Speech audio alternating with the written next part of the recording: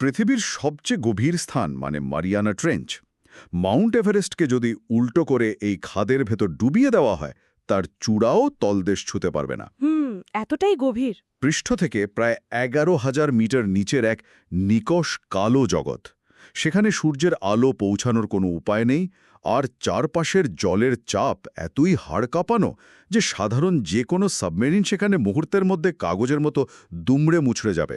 একদম সত্যি। অথচ ভাবলে অবাক লাগতে পারে, এই চিরস্থায়ী অন্ধকারের জগতেই এক অদ্ভুত নিঃশব্দ প্রতিযোগিতা শুরু হয়ে গেছে। আজকের এই গভীর তথ্যানুসন্ধান বা ডিপ ডাইভে আমরা এমন কিছু তথ্য নিয়ে হাজির হয়েছি যা রীতিমতো যে কোনো সায়েন্স ফিকশন বা থ্রিলার মুভির গল্পকেও হার মানাবে। ঠিক। আর মজার ব্যাপার হলো, আমাদের আজকের এই আলোচনার পেছনের গবেষণাপত্র, সাম্প্রতিক কিছু নিউজ রিপোর্ট আর স্যাটেলাইট ডেটাগুলো ঘাঁটলে একটা পরিষ্কার চিত্র ফুটে ওঠে। এই ঘটনাটি কেবল বিজ্ঞানের কোনো সাধারণ আবিষ্কারের গল্প নয়। না, একেবারেই না। এটি আক্ষরিক অর্থেই ভূ-রাজনীতি এবং ভবিষ্যতের সম্পদের এক বিশাল খেলার ব্লুপ্রিন্ট। আমরা ইউটিউবের একটা দারুণ তথ্যবহুল ডকুমেন্টারির সাহায্য নিয়েছি এই বিষয়টা বোঝার জন্য। আর আমাদের আজকের মূল মিশনই হল এই রহস্যের জট খোলা। মানে কেন হঠাৎ করে চীন এই ভয়ঙ্কর গভীর সমুদ্রের নিচে স্বয়ংক্রিয় রোবটের বহর পাঠাচ্ছে, কেন তারা পানির নিচে স্থায়ী ঘাঁটি বানানোর পরিকল্পনা করছে।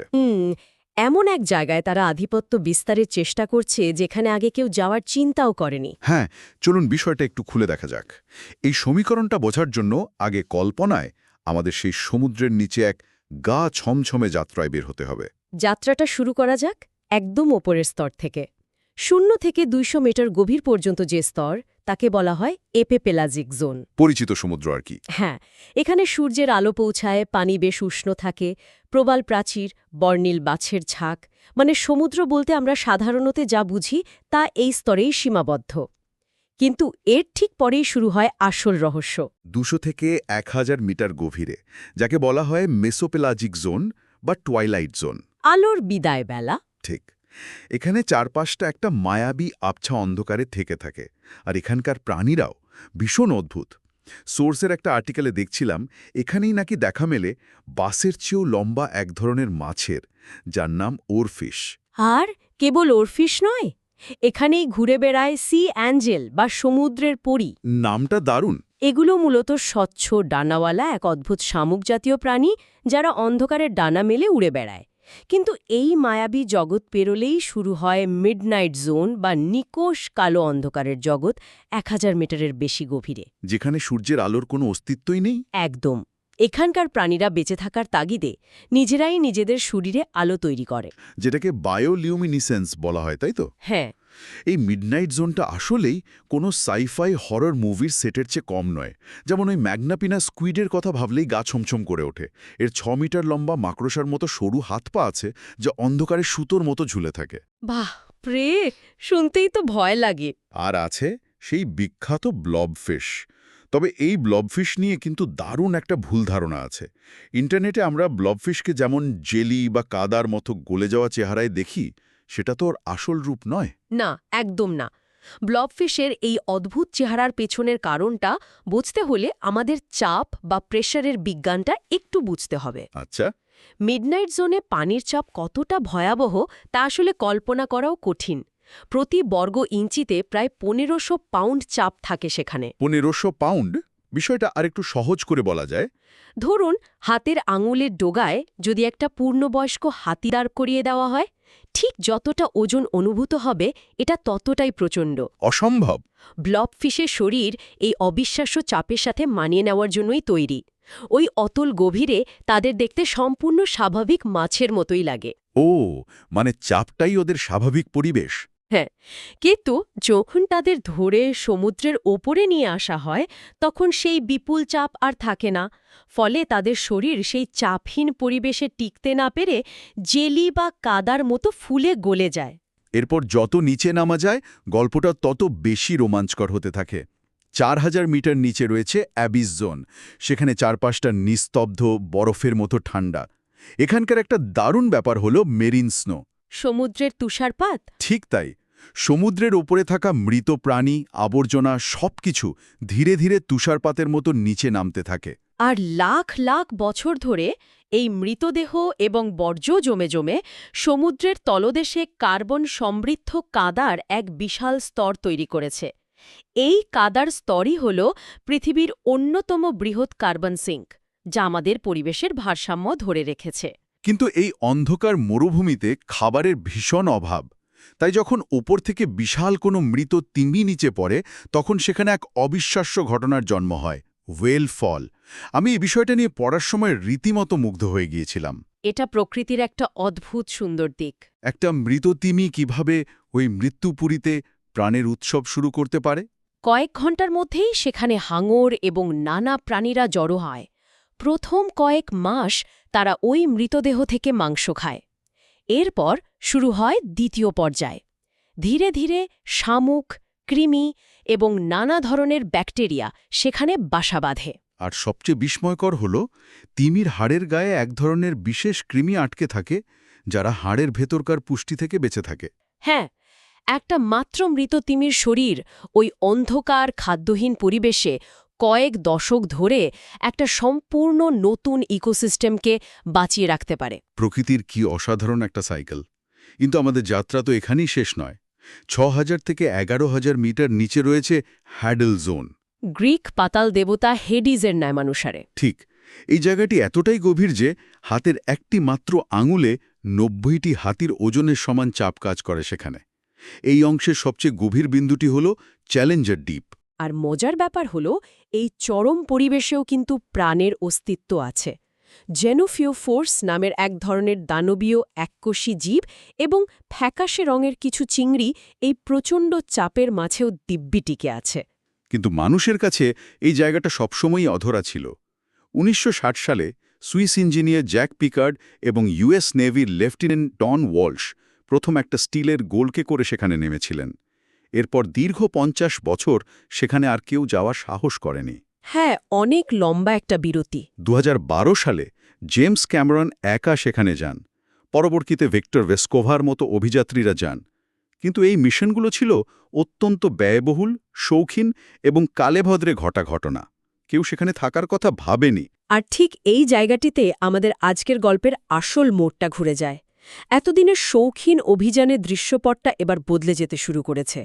কারণ এই ভয়ঙ্কর জগতে এবার পেশাদারিত্বের সাথে প্রবেশ করেছে চীন।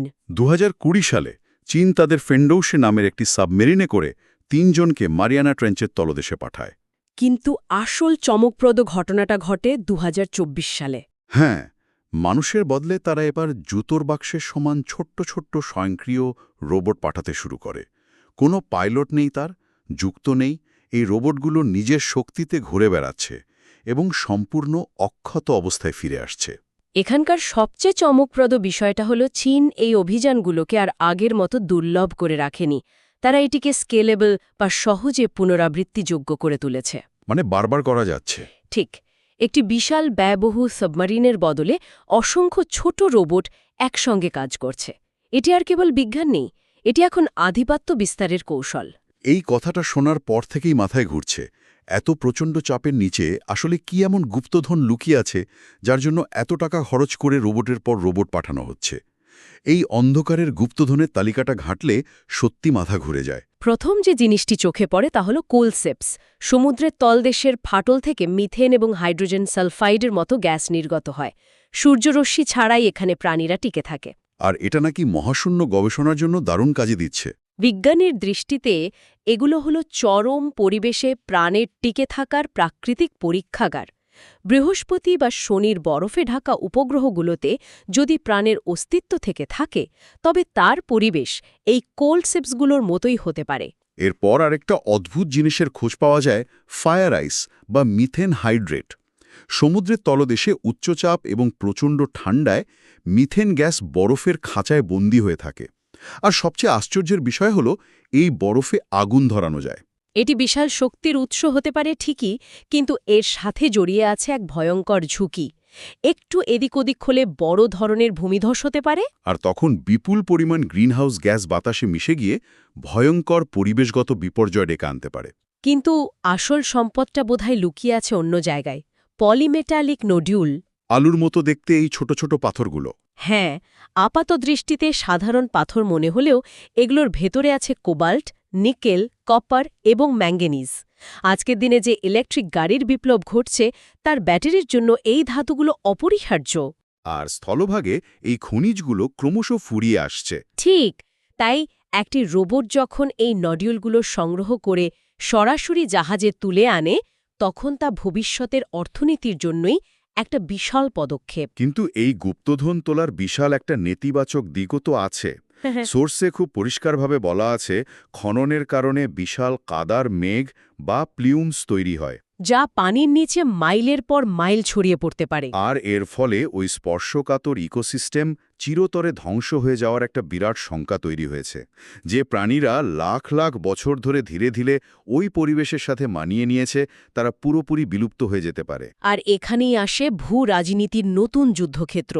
যদি আমরা একটু বড় পরিসরে দেখি তবে এই পুরো বিষয়টা কেবল খনিজ সম্পদের মধ্যে সীমাবদ্ধ নেই।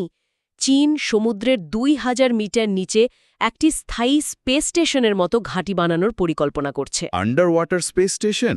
এই ঘাঁটিতে নাকি ৬ জন বিজ্ঞানী টানা ৩০ দিন থাকতে পারবেন। এর মানে হল চীন এখানে কেবল খনিজ সম্পদ খুঁজছে না, তারা সময় এবং অভিজ্ঞতা কিনছে। তারা এমন এক চরম পরিবেশে কাজ করার দক্ষতা অর্জন করছে যা অন্য কারণ নেই। আর ঠিক এখানেই গল্পের সবচেয়ে শ্বাসরুদ্ধকর দিকটা উন্মোচিত হয়। আমরা এতক্ষণ খনিজ সম্পদের কথা বললাম, কিন্তু সমুদ্রের তলদেশে এমন একটা জিনিস আছে যা আমাদের প্রতিদিনের জীবনের সাথে সরাসরি যুক্ত। ইন্টারনেট ডেটা কেবল। হ্যাঁ, সমুদ্রের নিচ দিয়ে যাওয়া কাঁচের তন্তুর কেবেলগুলো পুরো বিশ্বের ইন্টারনেট বাণিজ্য এবং সামরিক যোগাযোগের প্রাণভোমরা। আর ২০২৫ সালে চীন এমন একটি রোবট উন্মোচন করেছে যাকে কেবল কাটার হিসেবে বর্ণনা করা যায়। প্রাতিষ্ঠানিকভাবে বলা হচ্ছে যে এটি মেরামতের জন্য তৈরি করা হয়েছে। কিন্তু মেরামতের নাম করে এই একই রোবট চাইলেই ১০০০ মিটার নিচে নীরবে অন্যের কেবল কেটে ফেলার কাজে ব্যবহার করা সম্ভব, কেউ টেরও পাবে না। নর্থ সিতে রাশিয়ান জাহাজগুলোর আনাগোনাও এই সন্দেহ আরও বাড়িয়ে দিয়েছে। এই সম্পূর্ণ বৈশ্বিক চিত্রটা যদি আমরা নিরপেক্ষভাবে বিচার করি, মানে সোর্সের তথ্যের ভিত্তিতে, তাহলে দেখা যায় একদিকে চীন এই খাতে অঢেল অর্থ ঢালছে এবং বিশ্বজুড়ে মেধাবীদের আকৃষ্ট করছে, অন্যদিকে আমেরিকা তাদের সমুদ্র গবেষণা বাজেট কমিয়ে আনছে। নোয়ের মতো সংস্থার বাজেট কমানো হচ্ছে, ফলে আমেরিকার বিজ্ঞানীরা হতাশ হয়ে পড়ছেন। সমুদ্রের তলদেশ হল পৃথিবীর শেষ অক্ষত জায়গা। এখানে যারাই আগে পৌঁছাবে, আগামী শতাব্দীর ক্ষমতা, নিরাপত্তা এবং বিশ্ব অর্থনীতি তাদেরই নিয়ন্ত্রণে থাকবে। অতীতে মহাশূন্যে যাওয়ার সময় দেশগুলো যেমন ইন্টারন্যাশনাল স্পেস স্টেশন বা আইএসএস তৈরি করে একসাথে কাজ করেছিল, সমুদ্রের ক্ষেত্রেও তেমন কিছু দরকার। তা না হলে কোনো এক দেশ একা নিয়ন্ত্রণ নিলে পুরো পৃথিবীর জন্য তার চড়া মূল্য দিতে হবে। একদম ঠিক কথা। এই অসাধারণ ডিপ ডাইভ শেষে একটা প্রশ্ন কিন্তু মনের মধ্যে থেকেই যায়, যা সোর্সে হালকাভাবে উল্লেখ করা হলেও বিস্তারিত বলা হয়নি। কোন প্রশ্নটা?